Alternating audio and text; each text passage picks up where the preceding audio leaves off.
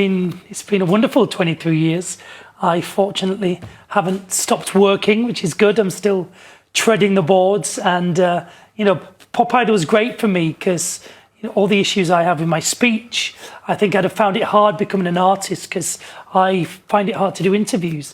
So at least it showed my story, and people could really get to know me through that format, which was great. Well, they certainly have got to know you and sort of love what you do for years since. Now, let's talk about your new tour, because that song, I guess, is kind of the catalyst, because we're talking about movie love songs. That was from Ghost, is that right, Unchained Melody? Yes, so I'm producing shows now, and I've put together this show called Gareth Sings Love Songs from the Movies.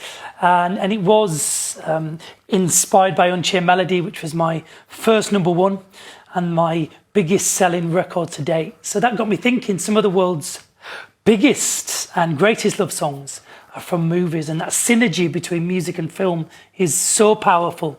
So there's songs in there from the likes of Titanic, Pretty Woman, My Girl, Dirty Dancing, Armageddon, to name only a few, all backed by a live band. I've put a cast together of incredible West End singers.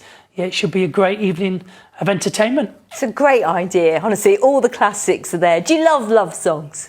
I love love songs. Yeah. You better add to by the end of the tour. But the set list has been hard because there's so many classics and huge hits from films that trying to cut them down into a 2-hour show it's been a bit of a challenge. But we're looking forward to it. We come to the King's Theatre in Portsmouth on the 8th of March. We're really, really looking forward to that. And it's good to be bringing this show out there. Here's an existential question. What makes a great love song?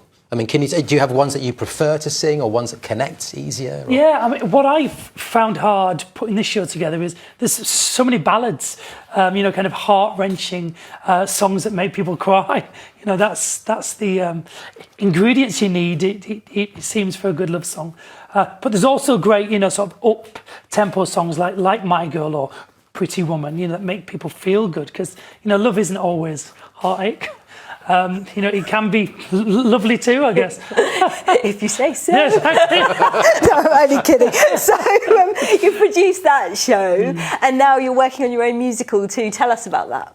Yeah, I've written a musical, or am writing a musical called Speechless.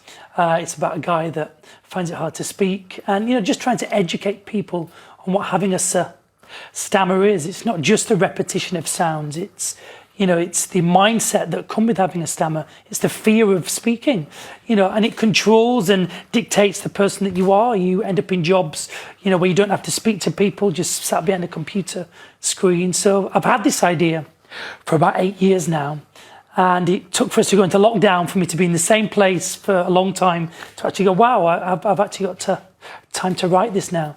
And then I took it to a big West End producer, one of my friends who I've worked with in the past.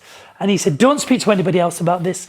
I'll commission it on the spot. So we've got an incredible script writer now.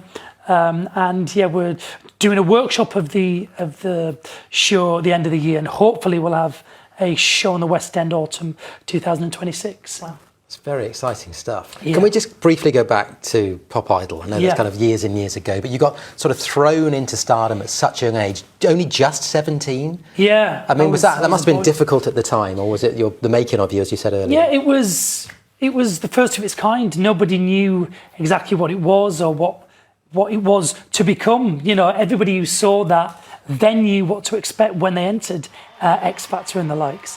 But me and Will, we didn't have a clue what we're getting ourselves in for. 1 minute you'd be able to walk down the street and just have no issues, and then literally overnight after that first live show, we were in the centre of London, and it was crazy. It was just literally instant. And I've been very fortunate though. I had a great career as a pop star and an artist, sold lots of records and stuff, which was good. Then went into theatre.